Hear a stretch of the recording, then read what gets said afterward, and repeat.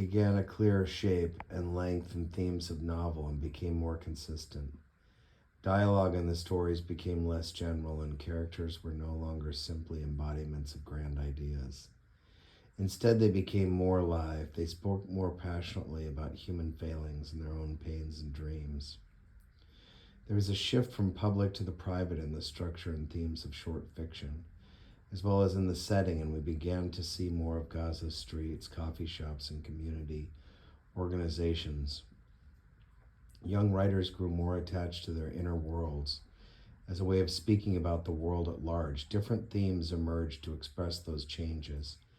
And instead of writing about the occupation's restrictions, writers turned to themes like self-realization, critical reflection of the past and the desire to travel, social conflict, love and relationships, and past constraints that have now disappeared. Writing offered a critical lens on society.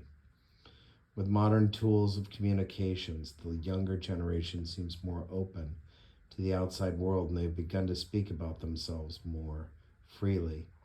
Personal stories and autobiography emerged, as have intellectual stories that reflect a state of anxiety and attempts to search for one's own answers. In other words, salvation in these stories is a personal matter, in contrast to the heroic collective liberation from which earlier stories had strived. Even so, the national cause has not faded entirely from the short stories' themes. Feelings of disappointment and the failure to achieve one's dreams and what have encouraged this generation to delve into themselves and search for personal salvation. This book contains 10 short stories by 10 short story writers in the Gaza Strip. They represent a range of experiences.